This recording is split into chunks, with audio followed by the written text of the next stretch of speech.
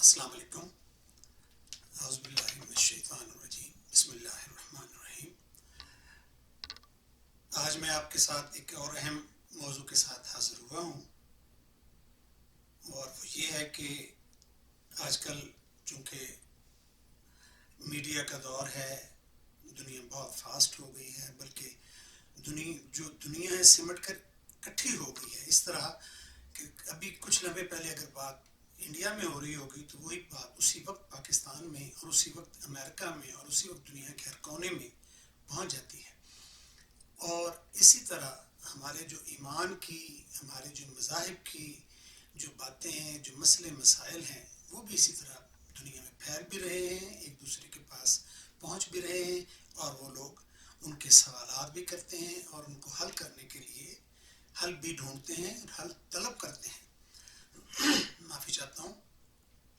آج کل چونکہ بڑے بڑے لوگ بھی، ہمارے جو مسلمان ہیں اور جو دوسرے مذاہب کے ہیں، جب آپس میں بہت زیادہ میل ملاقات ہوتی ہیں تو دلچسپیاں بھی بڑھ جاتی ہیں، اور دلچسپیاں یہاں تک بڑھتی ہیں کہ وہ ایک دوسرے سے شادی بیاہ کے لیے بھی سوچتے ہیں، زندگی ساتھ گزارنے کا بھی سوچتے ہیں. اچھی بات ہے، مگر ہر کام کے لیے کچھ شرائط ہیں، کچھ طریقہ کار ہے، کچھ ہر مذہب میں، ہر جہاں پہ بھی لوگ آپ رہ رہے ہوتے ہیں کچھ قوانین ہوتے ہیں، معافی چاہتا ہوں، اور کچھ طریقہ کار ہوتے ہیں، کچھ معاشرتی پابندیاں ہوتی ہیں، تو کچھ قانونی پابندیاں ہوتی ہیں، اور کچھ مذہبی پابندی ہیں، اور مذہبی جو طریقہ کار ہے وہ بھی ہے.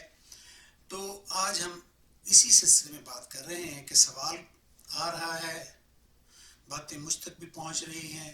کسی نے ڈاکٹر ذاکر نائک سے سوال کیا کہ جی شاہ رخ کی جو شادی ہے، معاشرتی زندگی کے بارے میں سوال ہو رہے ہیں. جو جتنے مشہور ہوتے ہیں، بادشاہ ہیں، وہ فلمی بادشاہ کہلاتا ہے، ہمارا مسلمان بھائی کہلاتا ہے. اور بہت سارے مسلمان اداکارائیں تھیں، جیسے نرگس تھی یا دوسری کئی اداکارائیں تھیں، اداکار تھے. تو ان کی شادیوں پہ اب سوالات اٹھتے ہیں، اور حکومتی جو اراکین ہیں دنیا میں، ان پہ بھی اس طرح باتیں ہوتی ہیں کہ کس نے کس سے کیوں شادی کی، کس نے کس سے شادی کی. چونکہ یہ ہے تو اپنا ذاتی معاملہ، لیکن جو پبلک لوگ ہوتے ہیں، جو مارکیٹ میں ہوتے ہیں، ان کے ذاتی معاملات کو بھی اسی طرح ہی ٹریٹ کیا جاتا ہے جس طرح کہ پبلک کے دوسرے معاملات ہیں. تو آئیے اس پہ گفتگو کرتے ہیں اور دیکھتے ہیں کہ قرآن پاک میں اللہ تعالیٰ ہمارے لیے اس کے لیے کیا، اس طرح کے کاموں کے لیے کیا رہنمائی فرما رہے ہیں، کیا ان کے احکامات ہیں. کوئی فرق نہیں پڑتا کہ کوئی بادشاہ فلمی ہے، وہ یا بادشاہ کسی ملک کا ہے، یا وہ آپ ہیں یا میں ہوں عام آدمی، یا آپ کے گھر کا کوئی ملازم ہے یا ملازمہ ہے. جو اسلام کے اگر اس میں دائرہ کار میں ہے، اگر اس کا اسلام کے ساتھ کوئی تعلق ہے، اور اگر وہ کلیم کرتا ہے کہ میں مسلمان ہوں، اور وہ مسلمان بھی ہے، یا وہ عورت ہے یا مرد ہے، تو یہ قانون، یہ اصول اس پہ لاگو ہیں. ڈز ناٹ میٹر کہ وہ کون ہے اور کہاں سے ہے. صرف سوال اور پیدا تب ہوتا ہے جب وہ یہ کلیم کرتا ہے کہ میں کون ہوں، میرا مذہب کیا ہے. تو اللہ پاک نے اس کے لیے کلیئر کر دیا ہے. میں اس کے لیے آپ کو لیے چلتا ہوں سیدھے قرآن پاک میں، جو میرا آپ سے وعدہ ہے کہ قرآن اور رسول حدیث کے علاوہ کوئی بات نہیں ہوگی. تو اللہ پاک نے ہمارے لیے ایک ہی جگہ بڑی ڈیٹیل سے قرآن پاک میں آیا ہے اور قانون واضح کر دیا ہے. وہ میرے لیے بھی وہی ہے، اور بادشاہوں کے لیے اور سب کے لیے ایک ہی قانون ہے. اور ایک ہی آیت میں آپ، اللہ پاک نے کوزے میں سمندر بند کر دیا ہے، سم اپ کر دیا ہے. اور یہ آیت سورہ قرآن پاک کی 2 ہے، سپارہ 2 ہے، اور سورہ بقرہ آیت نمبر 2. جی جی چلتے ہیں سیدھے اسی آیت پہ، آیت مبارکہ پہ، 219 آیت نمبر، اور پھر یہ شروع ہو جاتی ہے 220 سے. میں معافی چاہتا ہوں. سورہ بقرہ جو ہے 2 سورت ہے نا، پہلے وہ آ جاتی ہے دوسری. تو چلیے شروع کرتے ہیں کہ اللہ پاک نے اس سلسلے میں کیا فرمایا ہے کہ ہمیں اپنے دین کے مطابق کس طرح چلنا ہے، یا ہم نے زندگی اپنی معاشرتی دنیا میں کیسے گزارنی ہے، شادی کرنی ہے تو کس سے کرنی ہے اور کس سے نہیں کرنی ہے۔ واضح احکام ایک ہی آیت میں، ایک ہی صورت میں، ایک ہی جگہ کلیئر کٹ آرڈر کر دیا ہے، قانون نافذ کر دیا ہے، نہ اس سے اوپر ہے نہ نیچے ہے، نہ کوئی شاہ رخ ہے، نہ کوئی بادشاہ ہے، نہ کوئی نام مجھے نہیں لینا چاہیے تھا، میں معافی چاہتا ہوں، کوئی بھی ہو، چاہے وہ میں ہوں چاہے وہ آپ ہوں۔ تو چلے چلتے ہیں سورہ بقرہ سپارہ سیقول 2، آیت نمبر ہے 220۔ وَلَا تَنْكِحُوا الْمُشْرِكَاتِ حَتَّى يُؤْمِنَ وَلَا أَمَةٌ مُؤْمِنَةٌ خَيْرٌ مِّن مُشْرِكَةٍ وَلَوْ أَعْجَبَتْكُمْ، اور مومنوں مشرک عورتوں سے جب تک کہ ایمان نہ لائیں نکاح نہ کرو۔ That's it۔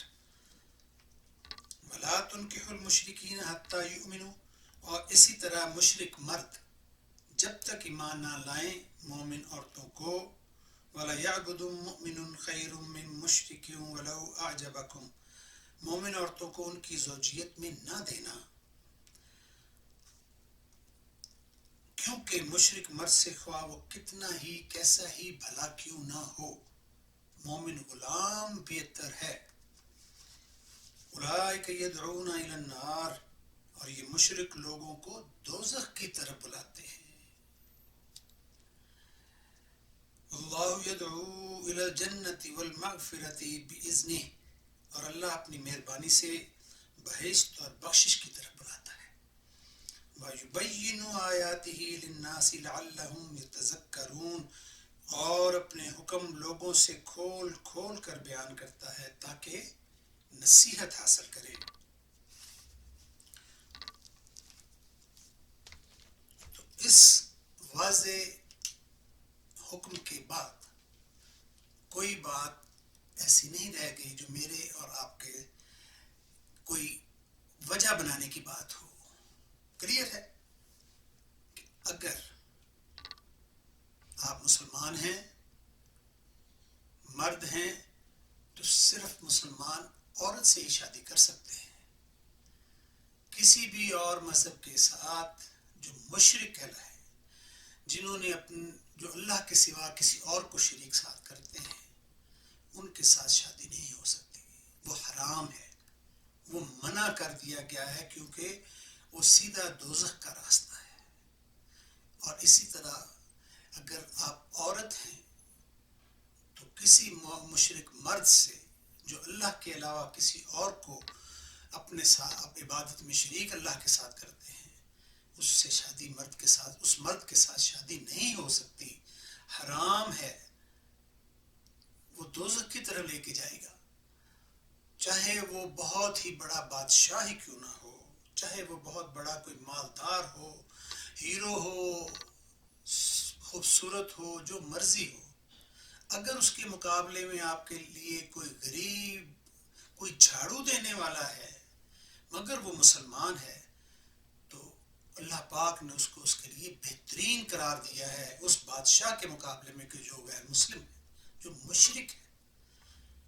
تو کسی صورت میں بھی اس طرح کی کوئی شادی جو ہے وہ جائز نہیں ہے، چاہے وہ کسی کی بھی ہو۔ اللہ کی نظر میں، اسلام کی نظر میں کوئی بڑا یا چھوٹا نہیں ہے۔ یہی تو اسلام کا ایک خاص، ایک کیا کہنا چاہیے کہ اس میں سب برابر کر دیے ہیں، کسی کا کوئی مقام نہیں ہے مگر تقوی مقام دیا گیا ہے کہ کون اللہ کی نظر میں کتنا اچھا ہے، نیک ہے، دنیا میں بھلا، چاہے وہ بادشاہ ہو، چاہے وہ غلام ہو، چاہے وہ جھاڑو دینے والا ہے، چاہے کوئی ہو۔ اور ایک اور بھی مثال ہے کہ میں مسلمان ہوں اور شادی میں نے کسی مشرک سے کر لی ہے، تو یہ تو ایسے ہی ہے کہ جیسے ایک گاڑی میں ایک پہیہ کوئی اور کسی گاڑی کا لگا ہوا ہے اور دوسری طرف کسی سائیکل کا پہیہ لگا دیا ہے آپ نے، تو گاڑی کیسے چلے گی؟ اور مسلمان جو مرد ہے وہ جنت کی طرف جانے کا سوچتا ہے، جنت کی طرف بلاتا ہے، اور وہ جو مشرکہ ہے وہ دوزخ کی طرف بلاتی ہے، تو پھر اللہ کے حکم کہاں رہ گئے؟ میں اور آپ کی زندگی تو پھر یہیں پہ جہنم کی طرف چلی گئی نا, یہیں جہنم کی طرف چلے جائیں گے.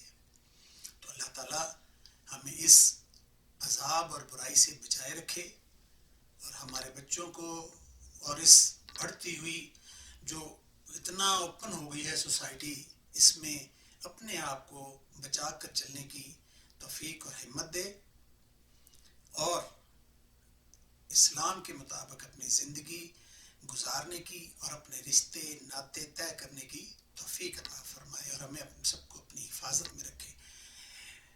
انشاءاللہ آئندہ پھر آپ کے پاس کسی اچھے موضوع اور مسئلے کے جواب میں قرآن و حدیث کی روشنی میں حاضر ہو جاؤں گا.